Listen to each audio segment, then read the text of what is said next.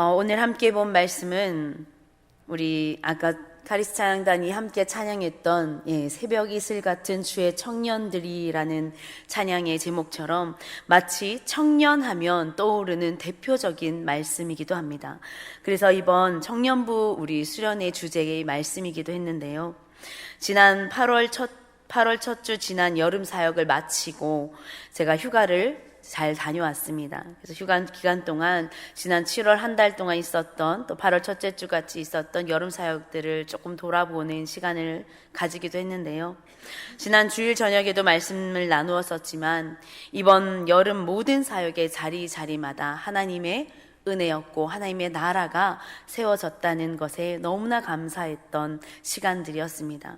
하나님의 은혜가 있었고 또 우리 성도님들의 중보적 기도가 있었기에 가능한 일이었다라고 믿음으로 고백하는 귀한 여름 사역의 순간이었습니다. 우리 성도님들 한 번쯤 이런 경험, 이런 감정들을 가져보셨으리라 생각합니다.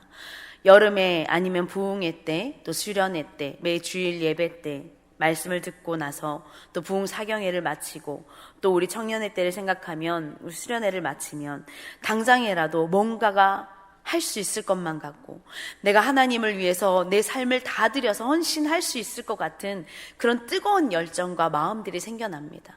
우리 중등부 친구들과도 그런 은혜를 나누었고 또 우리 유아부도 그랬고 우리 청년들도 마찬가지고요. 그런데 시간이 지나고 나면 어느새 그 뜨거웠던 열정들, 하나님 앞에 헌신하고자 했던 그 다짐들은 점점 식어갑니다. 마치 뜨겁게 타오르는 그 뜨거운 냄비 속의 물이 점점 식어가듯이 그렇게 빨리 식어가고 또 천천히 식어갑니다. 그렇다면 왜 그럴까요? 수련회 때는 내가 무엇든지 헌신할 것만 같고 부흥회 때 받은 그 말씀으로 내가 이 말씀만 붙들면 내게 맡겨진 직분으로 하나님께 내 인생을 전부 드리며 하나님을 위해서, 하나님 나라를 위해서 헌신할 것처럼 다짐하고 맹세하지만 이 맹세들은 얼마 가지 못한다는 것입니다. 내 삶으로 돌아가고 또 교회 문 밖을 나가면 어느덧 내 삶의 자리에서 이전과 똑같은 삶으로 점점 돌아가는 나의 모습들을 발견하고 됩니다. 왜 그럴까? 우리 아이들이, 우리 청년들이, 우리 성도님들은 왜 그럴까? 저부터도 왜 그 마음들이 식어갈까라는 고민과 생각을 했습니다. 그리고 나서 깨달은 것이 하나 있는데요.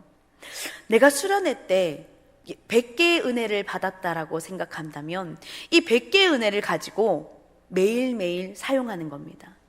수련회 때 받은 100개의 은혜를 내일 10개 사용하고 그 다음 날은 또 10개 사용하고 그러다 보니까 어느 날 그 은혜들이 이제 사라지고 없는 거예요. 그러면 점점 마치 그 은혜가 사라지는 것처럼 살아간다는 겁니다. 그리고 또 내년에 있을 수련회를 기대하게 되는 거죠. 그런데 이미 아시는 것처럼 하나님의 은혜는 이런 것이 아니지 않습니까? 그런데 알매도 불구하고 우리는 마치 하나님께서 수련회 때 부어주신 주일 예배 때 주신 그 말씀 은혜로 한 주간을 살아가는 사람처럼 살아간다는 말입니다.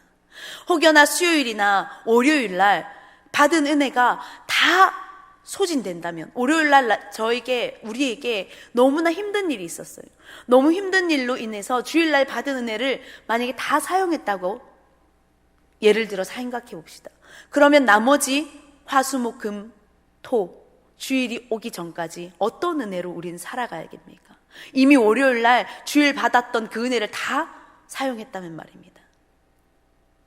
우리는 마치 이전에 받은 그 은혜를 매일매일 쪼개어 나누어서 살아가는 사람처럼 살고 있지는 않은가 한번 돌아봐야겠습니다.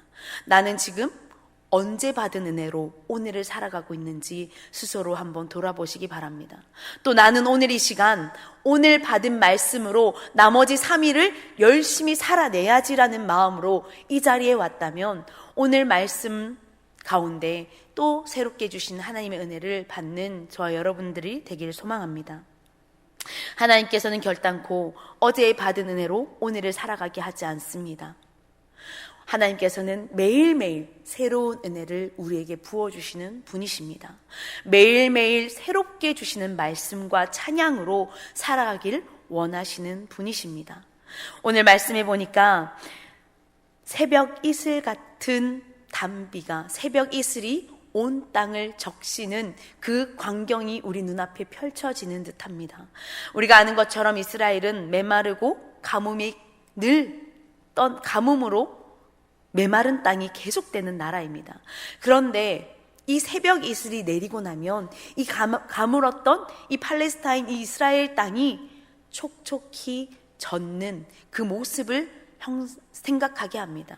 오늘 말씀을 통해서 매일매일 이렇게 새벽 이슬이 메마른 땅을 적시듯이 매일매일 주시는 하나님의 단비와 같은 그 은혜가 우리의 삶 가운데 넘쳐나서 메마른 마음이 아니라 넘쳐나는 하나님의 은혜로 가득 넘치는 삶을 살아내는 저와 여러분들의 삶이 되기를 소망합니다. 우리 말씀을 조금 더 가까이 보겠습니다. 먼저 오늘 말씀은 시편 110편의 말씀이죠. 말씀해 보니까 위에 제목에 뭐라고 돼 있습니까? 다윗의 시라고 돼 있습니다. 대부분 다윗의 시나 모세의 시, 그리고 고라의 자손의 시, 그 다음에 성전에 올라가는 시, 이런 제목들이 붙여서 기자들이 시편을 썼는데, 대부분은 어떤 상황에서 어떠한 상황에 이 노래를 부르기를 원하는 마음에 이 저자는 기록하고 있습니다. 그런데 오늘 다윗의 시는 어떠한 때에 썼는지, 어떠한 상황에 불려지길 원하는지에 대한 상황 설명이나 나중에 후에도 그런 상황이 발견되지 못했습니다.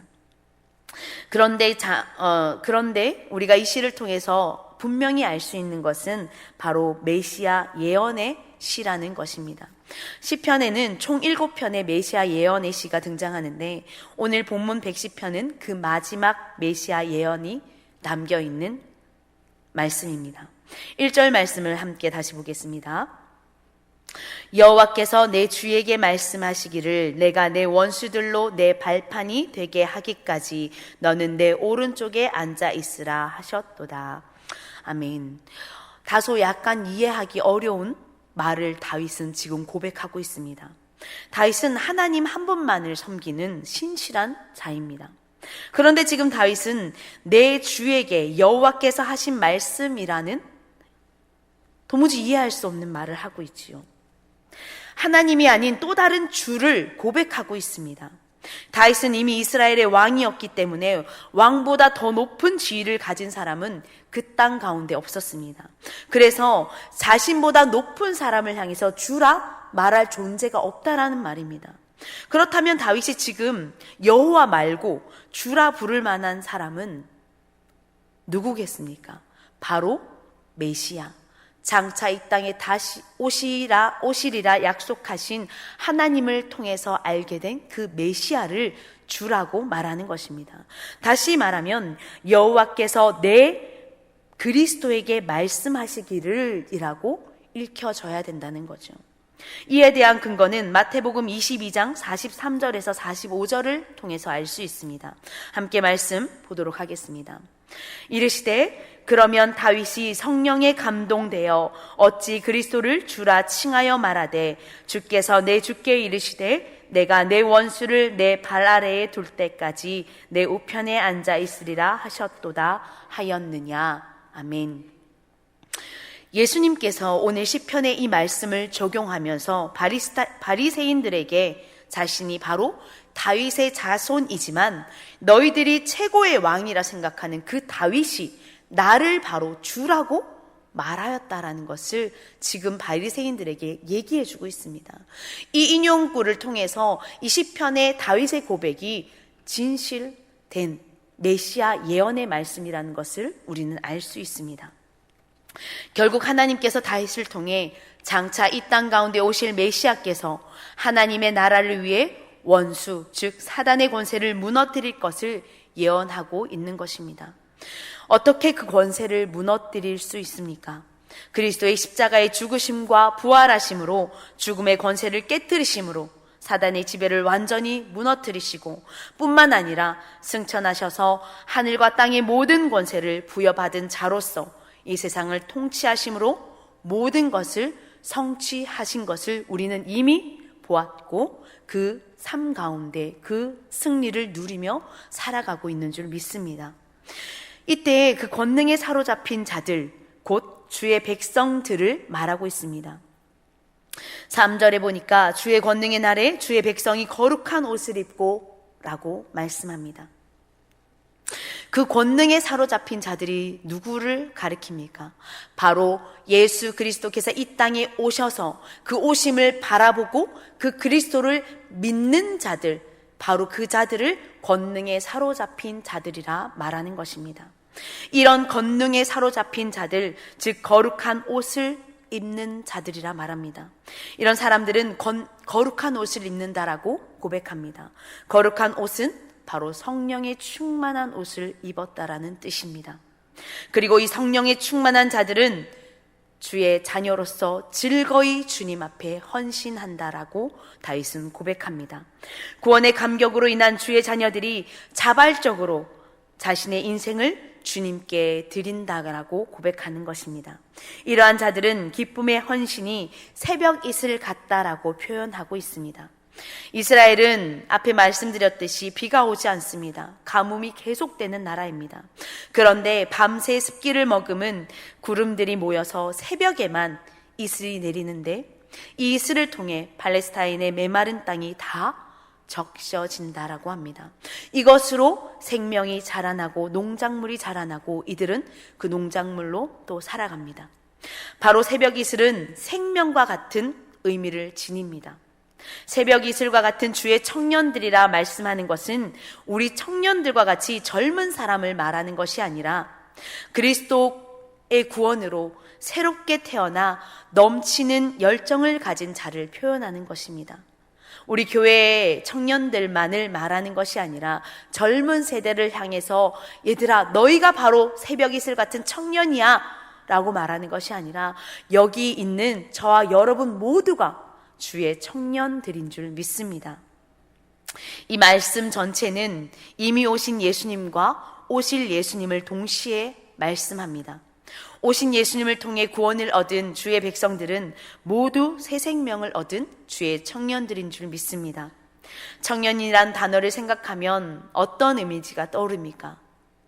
우리 성도님들 내가 라떼는 말이 하면서 청년의 때는 돌도 씹어 먹었다, 날라다녔다 이런 말씀을 자주 하시는데요. 청년하면 뭔가 새로움, 열정, 새 생명이라는 단어들이 우리 마음을 뜨겁게 하고 다시 뭔가 청년의 때로 돌아간다고 생각하면 뭔가 할 수 있을 것만 같은 지금처럼은 살지 않겠다라는 다짐을 하게 되지 않습니까? 하나님께서는 바로 지금 그 청년의 때를 말하고 있는 것입니다. 그런데 그때를 기억하지 말고 내가 그때가 되었으면 이전의 청년의 때로 돌아간다면 과거를 회상하는 것이 아니라 지금 여러분이 속한 그 자리에서 이미 나는, 여러분은 청년인 것을 잊지 말기를 말씀하고 있는 것입니다. 그래서 이런 새 생명을 가진 주의 청년들로 인해 메마른 땅이 죽었던 곳이 다시 새 생명이 시작되는 것으로 변화되기를 하나님께서는 저와 여러분에게 바라는 것입니다. 큰 기쁨으로 그리스도로 구원받은 자들이 주님의 이름으로 이 세상을 새벽 이슬 메마른 땅을 적시듯이 그렇게 온 땅을 적시며 주님께 나아가기를 원하고 계십니다. 사랑하는 성도 여러분, 새벽 이슬은 하루만 맺히는 것이 아니죠. 매일매일 새롭게 맺힙니다. 이렇듯이 우리의 은혜도 매일매일 새롭게 주어지는 줄 믿습니다. 그리고 이 은혜는 나에게서 머무는 것이 아니라 이 세상 가운데 뿌려져야 합니다. 팔레스타인에 내리는 새벽 이슬은 그것이 흘러 샘을 이룰 정도로 양이 많다라고 합니다. 무수하게 맺히는 이슬의 샘이 이룰 만큼 그 은혜를 받은 많은 자들이 그것으로 생명을 얻고 더불어 많은 자들을 이롭게 하는 것처럼 이 세상 가운데 그리스도의 복음을 전하는 자로 은혜를 끼치며 살아가는 저와 여러분들의 삶이 되기를 소망합니다. 특별히 우리 지난 청년부 수련회를 돌아보면 우리 청년부가 이번에 자기 청년들을 위한 수련회를 하지 않고 우리 성도님들이 아는 것처럼 하이웃이라는 그 이주민 센터에 다니는 우리 어린아이들과 함께 캠프를 진행하였습니다. 2박 3일의 수련회 동안 오전에는 이틀 동안 아이들과 오전 9시부터 오후 4시까지 아이들과 캠프를 진행하고 또 5시부터 저녁 12시, 1시까지 새벽까지 우리 청년들이 이제 기도회도 하고 자기들 청년들의 프로그램을 이렇게 가졌었습니다. 그런데 이제 수련회를 마치고 얼마 전에 또 이번 주일날 또 한 번 우리 이주민 아이들이 함께 와서 또 시간을 가졌잖아요. 그러면서 우리 수련회를 함께 했던 그 통역해 주신 우리 러시아 선생님이 계십니다. 선생님이 제 손을 꼭 잡고 너무 감사하다고, 너무 고맙다고 계속 얘기하는 거예요. 우리 아이들이 너무너무 즐거워했고 또 예수님에 대해서, 하나님에 대해서 다시 알게 되었고 믿음으로 고백하게 되었고 또 즐겁게 찬양하고 시간을 보내는 것을 통해서 우리 선생님들도 더 많은 은혜를 받았다라고 감사하다고 계속 인사를 하는 겁니다. 그런데 그 아이들이 사실은 방학이 되어도 갈 데가 없는 아이들이거든요. 아시겠지만 이주민 우리 노동자들은 방학이 없죠. 휴가가 없습니다. 휴가를 한다 해도 며칠 잠깐 하고 말죠. 그래서 이 아이들은 오히려 방학 때 갈 곳이 없어서 센터를 오거나 계속 학원을 다닐 수도 없는 아이들이잖아요. 경제 사정 때문에. 그런데 이런 상황에 맞게 이렇게 우리 청년들이 이런 캠프를 열어주어서 너무나 감사하다는 인사를 계속했습니다. 그런데 오히려 우리 청년들이 이런 일을 준비하면서 더 많은 은혜를 받았다라고 우리 청년들이 또 고백을 합니다.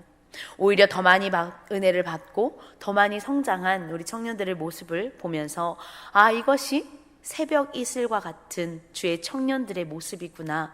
하나님께서 말씀하신 그 새벽 이슬과 같은 주의 청년들이 거룩한 옷을 입고 즐거이 헌신하여서 메마른 땅을 적시는 그 광경이 바로 지금 이 우리 교회에 이루어졌구나라는 것들을 보게 되었습니다. 사실은 우리 청년들이 처음에 준비할 때 너무나 많은 걱정들을 했습니다. 소통은 될까? 말은 통할까? 이 아이들이 우리 청년들을 반가워할까?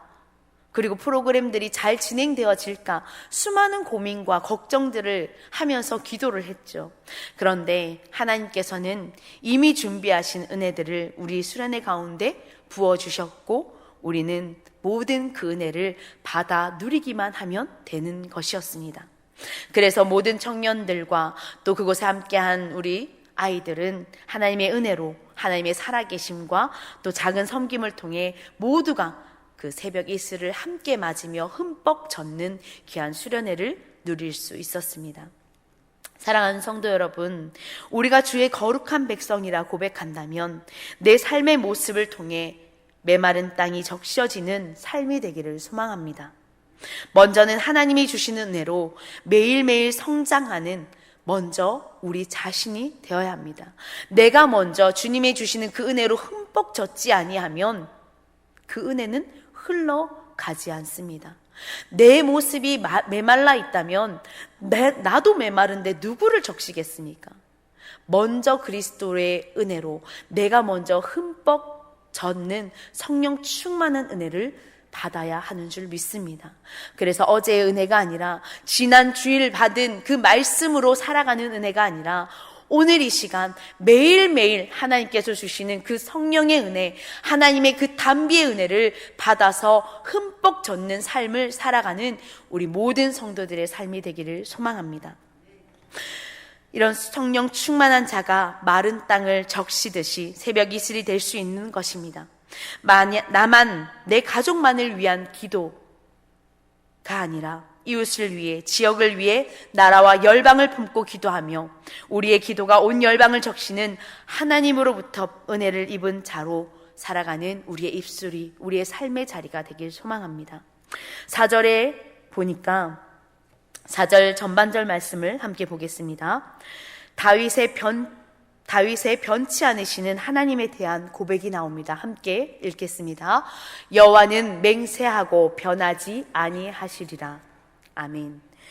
다윗은 이 고백을 통해 신실하신 하나님에 대한 강한 신뢰를 표현하며 고백합니다.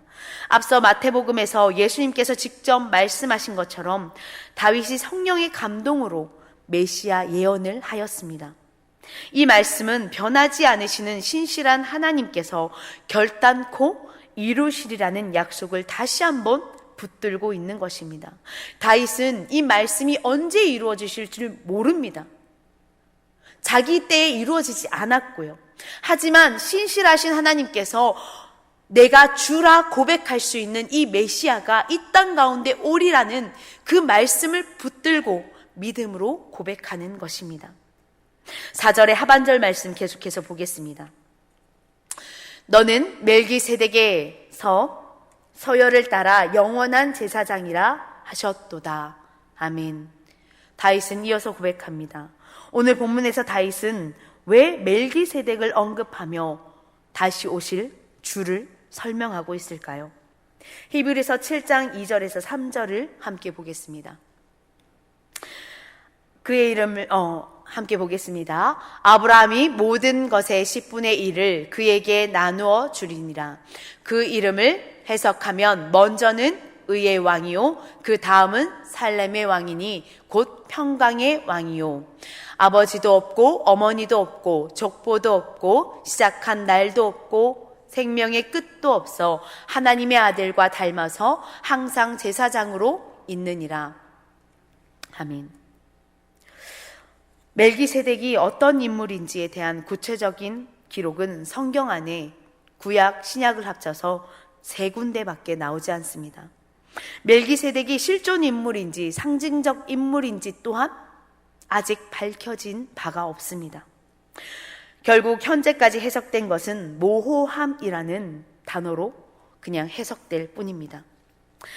그런데 그의 존재는 명확히 알 수 없지만 당시 멜기세덱에 대하여는 잘 알고 있었던 히브리인들에게 쉽게 설명하기 위해서 오늘 함께 읽은 히브리서는 멜기세덱을 언급하며 앞으로 오실 메시아가 하나님으로부터 직접 제사장직을 임명받았던 멜기세덱처럼 레위 지파가 아님에도 제사장의 역할을 하게 된다는 것을 설명하고 있습니다.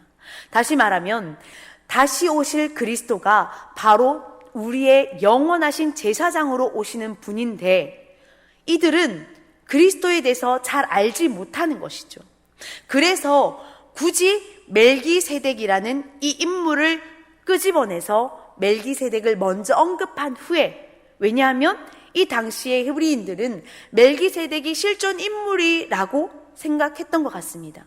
그래서 이 왕이기도 하고 살렘의 왕이기도 하면서 하나님의 제사장 직분을 맡은 이 자에 대한 많은 자료와 많은 연구가 있었기 때문에 이 멜기세덱과 같은 그리스도가 장차 이 땅에 올 것인데 이 멜기세덱이 제사장인 직분처럼 이 그리스도도 메시아도 레위 지파가 아님에도 불구하고 하나님께 직접 임명받은 제사장으로서 이 땅에 우리 가운데 오실 것이라는 설명을 지금 하고 있는 것입니다.